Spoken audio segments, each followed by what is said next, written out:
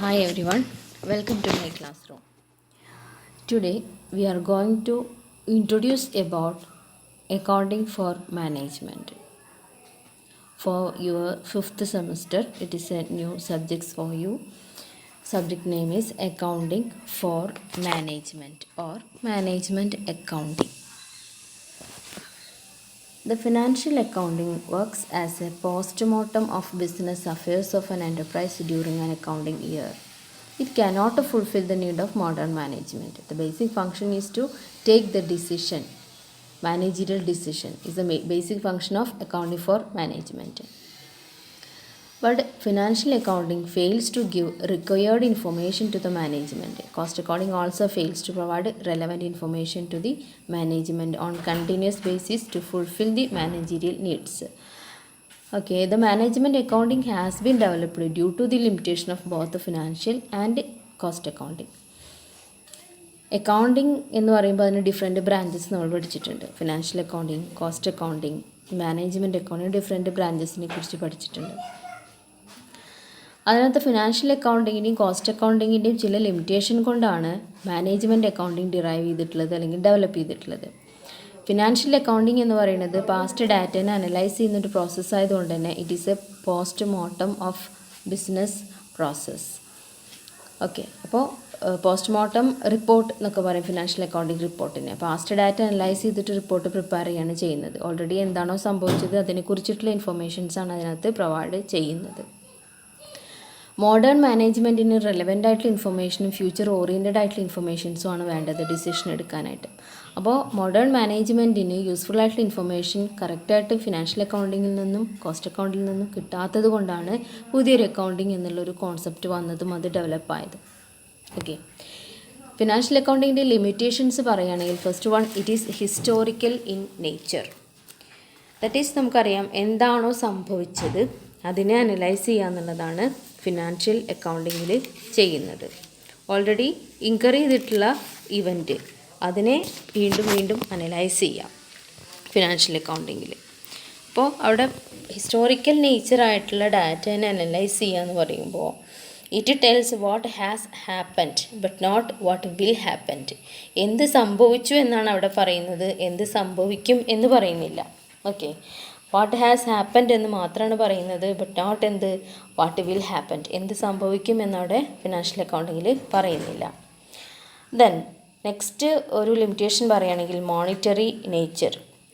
Monetary nature എന്ന് പറയുമ്പോൾ the financial position of a business concern is affected by several factors like economic, social, financial, etc. But only the financial factors are recorded in financial accounting. Social and economic factors are not taken into consideration. ഇവിടെ monetary നേച്ചറിലുള്ള transactions മാത്രം record ചെയ്യുന്നു, financial നേച്ചറിലുള്ള transactions മാത്രം analyse ചെയ്യുന്നു. Non monetary നേച്ചറിലുള്ള economic, social ആയിട്ടുള്ള കാര്യങ്ങളൊന്നും കൺസിഡർ ചെയ്യുന്നില്ല. And it fails to record price level changes.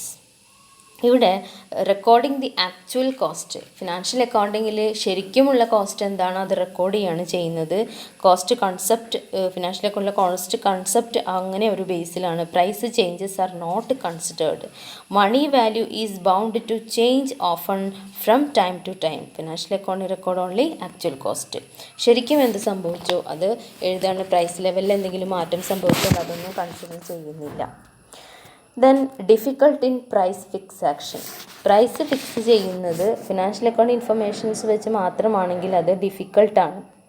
Price ഫിക്സേഷന് ആവശ്യമായിട്ടുള്ള ഡീറ്റെയിൽഡ് ഇൻഫർമേഷൻ ഫിനാൻഷ്യൽ അക്കൗണ്ടിങ്ങിലൂടെ പ്രൊവൈഡ് ചെയ്യാൻ പറ്റാത്തത് കൊണ്ട് to fix correct cost of a product one need detail of fixed and variable cost and direct and indirect cost. ഇതൊക്കെ ആവശ്യമാണ്. But financial accounting cannot supply these type of informations. ഇങ്ങനെയുള്ള informations financial അക്കൗണ്ടിങ്ങിലില്ല. Direct indirect അല്ലെങ്കിൽ fixed, variable അങ്ങനെ കോസ്റ്റിനെ divide ചെയ്ത് different നേച്ചറിൽ describe ചെയ്തിട്ട് അനലൈസ് ചെയ്യുന്നില്ല. അതുകൊണ്ട് തന്നെ പ്രൈസ് ഫിക്സേഷൻ എന്നുള്ള പ്രോസസ്സ് ഡിഫിക്കൽട്ടാണ്.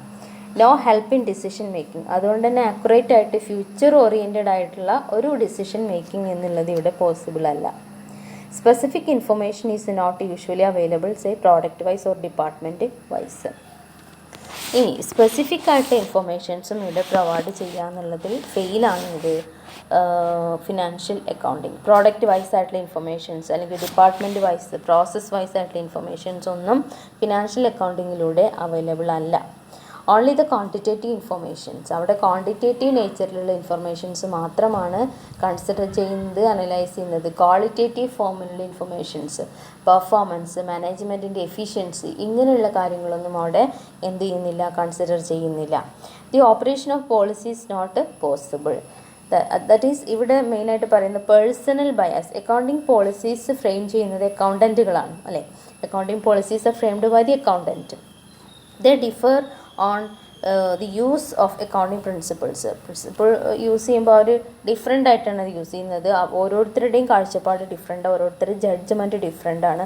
അപ്പോൾ അതുകൊണ്ട് തന്നെ അവരുടെ പേഴ്സണൽ ജഡ്ജ്മെൻറ്റ്, അക്കൗണ്ടൻറ്റിൻ്റെ പേഴ്സണൽ ജഡ്ജ്മെൻറ്റ് ജനറലി ഡിസിഷൻസിനെ എഫക്റ്റ് ചെയ്യാറുണ്ട്. അപ്പോൾ അതുകൊണ്ട് തന്നെ അക്കൗണ്ടിങ് പോളിസീസ് ഫ്രെയിം ചെയ്യുമ്പോൾ ഓരോ അക്കൗണ്ടൻറ്റുമാരുടെ വ്യൂ പോയിൻറ്റിലാണ് അവരത് ഫ്രെയിം ചെയ്യുന്നത്.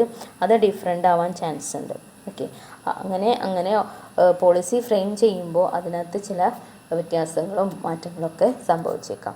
അപ്പോൾ ഇങ്ങനെയുള്ള ഒരുപാട് ഡിഫിക്കൽട്ടീസ് ഓവർകം ചെയ്യാൻ വേണ്ടിയിട്ടാണ് ഫിനാൻഷ്യൽ അക്കൗണ്ടിങ്ങിൽ നിന്ന് ഏതൊരു പുതിയ കോൺസെപ്റ്റിലേക്ക് എത്തിയിട്ടുള്ളത്, മാനേജ്മെൻറ്റ് അക്കൗണ്ടിങ് അല്ലെങ്കിൽ അക്കൗണ്ടിങ് ഫോർ മാനേജ്മെൻറ്റ് എന്നുള്ളൊരു കോൺസെപ്റ്റിലേക്ക് എത്തിയിട്ടുള്ളത്. Okay, then evolution of management accounting.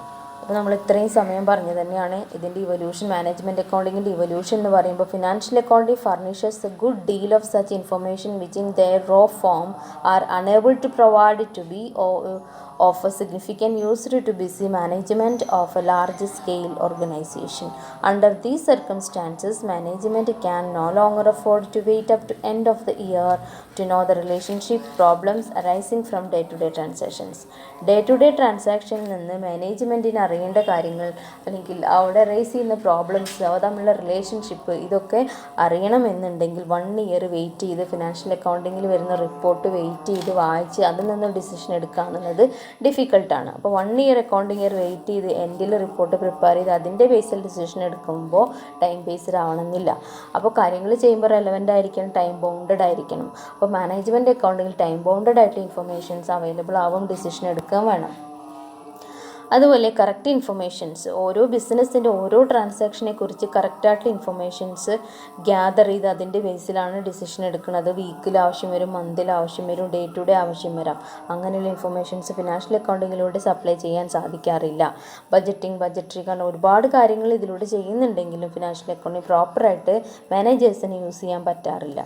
അങ്ങനെയാണ് ഇങ്ങനെ ഒരു പുതിയൊരു ടെക്നിക്കായിട്ട് മാനേജ്മെൻറ്റ് അക്കൗണ്ടിങ് ഡിറൈവ് ചെയ്തിട്ടുള്ളത്. Then we are going through the definition or meaning of management accounting. Management അക്കൗണ്ടിങ്ങിനെ അക്കൗണ്ടിങ് ഫോർ മാനേജ്മെൻറ്റും എന്ന് വിളിക്കാറുണ്ട്.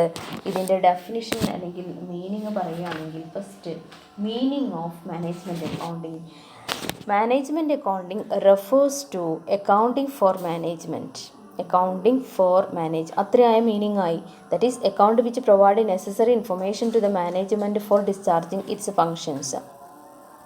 മാനേജേഴ്സിന് അവരുടെ ഫങ്ഷൻസ് ഡിസ്ചാർജ് ചെയ്യാനായിട്ട് അല്ലെങ്കിൽ ഡിസിഷൻ മേക്കിങ്ങിന് വേണ്ടിയിട്ട് മാനേജേഴ്സ് അക്കൗണ്ട് ഇൻഫർമേഷൻസ് യൂസ് ചെയ്യാറുണ്ട്. അങ്ങനെ ആ അക്കൗണ്ട് ഇൻഫർമേഷൻ യൂസ് ചെയ്തുകൊണ്ട് ഡിസിഷൻ എടുക്കുക, അതാണ് മാനേജ്മെൻറ്റ് അക്കൗണ്ടിങ്ങിൽ ചെയ്യുന്നത്.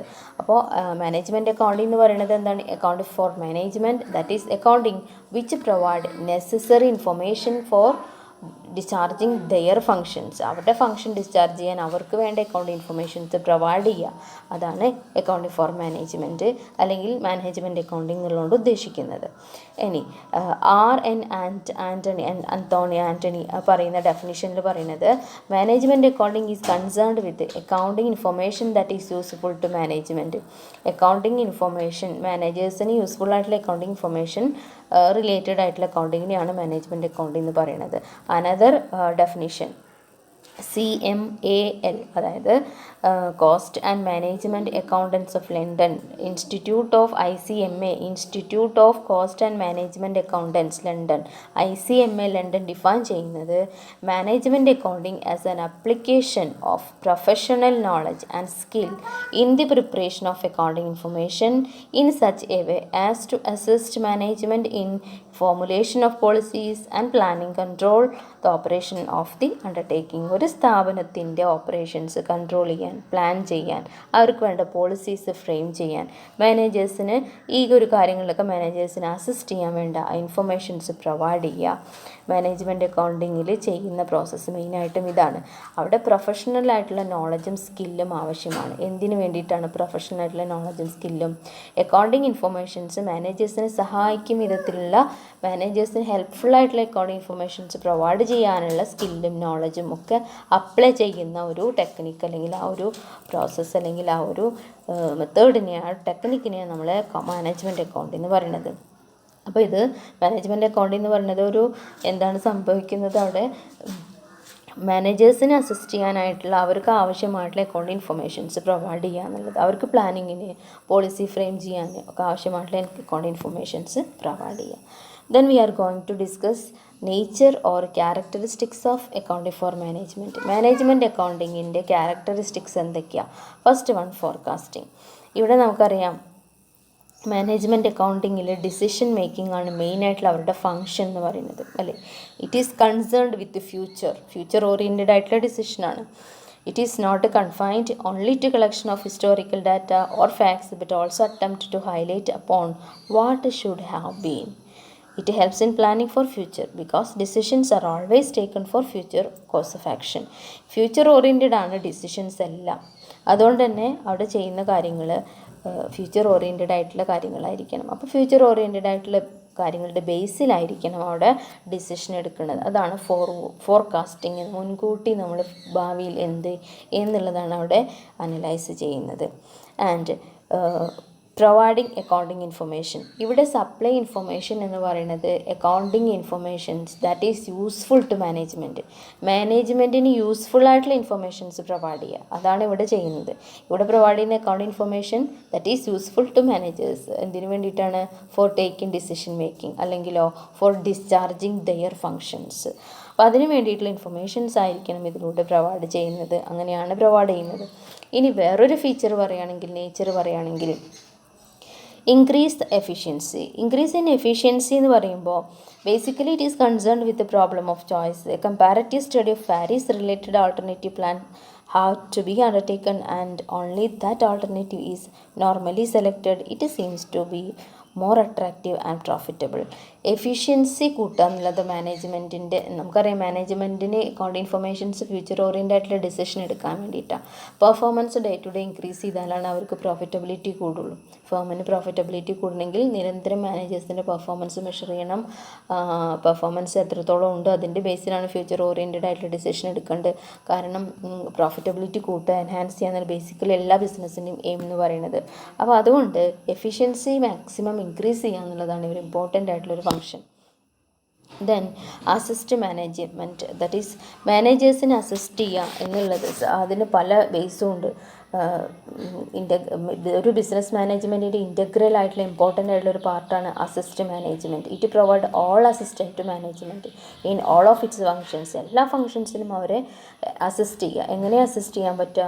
Provide required informations, required form, in required time, അല്ലെ? ആ കറക്റ്റ് ടൈമിന് കാര്യങ്ങൾ കൊടുക്കണം. അപ്പോഴാണ് അവർക്ക് റിലവൻ്റ് ആയിട്ട് ഡിസിഷൻ എടുക്കാൻ പറ്റുള്ളൂ. ആക്യുറേറ്റ് ആയിട്ടുള്ള ഇൻഫർമേഷൻസ് പ്രൊവൈഡ് ചെയ്യണം. അതൊക്കെ മാനേജ്മെൻറ്റ് അക്കൗണ്ടിങ്ങിലൂടെ സാധിക്കാറുണ്ട്. ആൻഡ് നെക്സ്റ്റ് പറയുന്നത് അക്കൗണ്ടിങ് ഫോർ ഫ്യൂച്ചർ. നമുക്കറിയാം ഫ്യൂച്ചർ ഓറിയൻറ്റഡ് ആയിട്ടുള്ള ഡിസിഷനാണ് എടുക്കുന്നത്. അതുകൊണ്ട് തന്നെ അക്കൗണ്ടിങ് ഫോർ മാനേജ്മെൻറ്റ് എന്ന് പറയുന്നത് ഫ്യൂച്ചർ ഓറിയൻറ്റഡ് ആണ്. മാനേജ്മെൻറ്റ് അക്കൗണ്ടിങ് എന്ന് പറയുന്നത് അക്കൗണ്ടിങ് ഫോർ ഫ്യൂച്ചറാണ്, ഭാവിയിലേക്കുള്ളതാണ്. ഡിസിഷൻ എടുക്കുന്നത് അതിൻ്റെ ബേസിലാണ്. Okay. Then use special technique and concepts. Management അക്കൗണ്ടിങ്ങിൽ സ്പെഷ്യൽ ആയിട്ടുള്ള കോൺസെപ്റ്റുകളും ടെക്നിക്കുകളൊക്കെ ഉപയോഗിക്കുന്നുണ്ട്. അതായത് ഡിഫറെൻറ്റ് ടെക്നിക്ക് എന്ന് പറയുമ്പോൾ ഇമ്പോർട്ടൻ്റ് ആയിട്ടുള്ള ടെക്നിക്ക് സ്റ്റാൻഡേർഡ് കോസ്റ്റിംഗ് യൂസ് ചെയ്യാറുണ്ട്, budgetary control, ratio analysis, responsibility account, ഇങ്ങനെയുള്ള different types of technique use ചെയ്തുകൊണ്ടാണ് മാനേജ്മെൻറ്റ് അക്കൗണ്ടിങ് ഇൻഫർമേഷൻസിലൂടെ ഡിസിഷൻ എടുക്കാനായിട്ട് സാധിക്കുന്നത്. Study cause and effect relationship.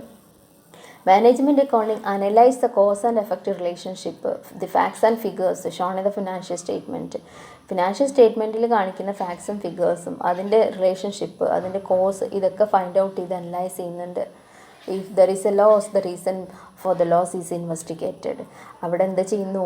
Loss ആണോ എങ്കിൽ ആ ലോസ് എന്തുകൊണ്ട് വന്നു എന്നുള്ളത് അവിടെ ഇൻവെസ്റ്റിഗേറ്റ് ചെയ്യുന്നുണ്ട്. If there is a profit, അവിടെ പ്രോഫിറ്റ് ആണെങ്കിൽ the factors affecting the profit are analysed.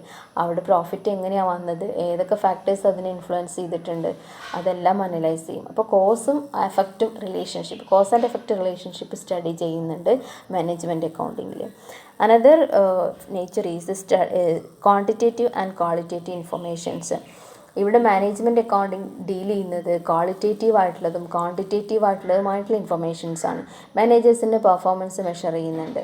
അപ്പോൾ അതുകൊണ്ട് തന്നെ നമുക്ക് ക്വാളിറ്റേറ്റീവ് ഫോമിലുള്ള ഡാറ്റാസും കൂടെ അനലൈസ് ചെയ്തിട്ടാണ് ഡിസിഷനിലേക്ക് എത്തുന്നത്. ഓക്കെ, അപ്പോൾ മാനേജ്മെൻറ്റ് അക്കൗണ്ടിങ്ങിൻ്റെ നേച്ചർ പറയുകയാണെങ്കിൽ നമുക്ക് ഒരുപാട് പോയിൻറ്റ്സ് പ്രൊവൈഡ് ചെയ്യാവുന്നതാണ്. ഫസ്റ്റ് നമുക്ക് എന്ത് പറയാം? Forecasting, decision making, provide accounting information, increase the efficiency and study the cause and effect relationship. അതുപോലെ special techniques are used here. Quantitative and qualitative informations are used. It is A multi disciplinary എന്ന് പറയും. Multi disciplinary എന്ന് പറഞ്ഞാൽ എന്താണ്? Management accounting is A combination of several discipline such as financial accounting, cost accounting, statistics, operation research, economics. Management accounting എന്ന് പറയുന്നത് ഒരൊറ്റ സബ്ജക്റ്റിൽ ഒതുങ്ങുന്നതല്ല, multi ഡിസിപ്ലിനറിയാണ്. അവിടെ financial accounting information use ചെയ്യുന്നുണ്ട്, കോസ്റ്റ് അക്കൗണ്ടിങ്ങിൻ്റെ ഇൻഫർമേഷൻസ് യൂസ് ചെയ്യുന്നുണ്ട്, സ്റ്റാറ്റിസ്റ്റിക്സ് യൂസ് ചെയ്യുന്നുണ്ട്, ഓപ്പറേഷൻ റിസർച്ച്, എക്കണോമിക്സ് ഇതൊക്കെ use ചെയ്യുന്നുണ്ട്. ഇതിൽ നിന്നെല്ലാം റെലവൻ്റ് ആയിട്ടുള്ള ഇൻഫർമേഷൻ എടുത്തിട്ടാണ് ഒരു ഡിസിഷൻ എടുക്കുന്നത്. That is it is accounting for future. അതുപോലെ ഒരു ഫിക്സഡ് ഫോംസ് ഒന്നും മാനേജ്മെൻറ്റ് അക്കൗണ്ടിങ്ങിൽ റൂൾസ് ഒന്നും ഇതിനകത്തില്ല. ഇവിടെ മാനേജ്മെൻറ്റിനെ അസിസ്റ്റ് ചെയ്യാനായിട്ടുള്ള ഇൻഫർമേഷൻസ് പ്രൊവൈഡ് ചെയ്യുക, അവർ ഡിസിഷൻ മേക്കിങ്ങിൽ ഹെൽപ്പ് ചെയ്യുക, അതിലൂടെ ഇൻക്രീസ് എഫിഷ്യൻസി, മാനേജ്മെൻറ്റിന് എഫിഷ്യൻസി ഇൻക്രീസ് ചെയ്യുക. ഇതൊക്കെയാണ് മാനേജ്മെൻറ്റിൽ വരുന്ന കാര്യങ്ങൾ. അതുകൊണ്ട് തന്നെ നേച്ചർ നമ്മൾ എക്സ്പ്ലെയിൻ ചെയ്യുന്ന സമയത്ത് ക്യാരക്ടറിസ്റ്റിക്സ് പറയുമ്പോൾ നമുക്ക് ഒരുപാട് പോയിൻറ്റ്സ് എക്സ്പ്ലെയിൻ ചെയ്ത് എഴുതാവുന്നതാണ്. ഓക്കെ, ക്ലിയർ ആയല്ലോ? ഇനി നിങ്ങൾക്ക് എന്തെങ്കിലും ഡൗട്ട് ഉണ്ടെങ്കിൽ ചോദിക്കാം. Okay, thank you.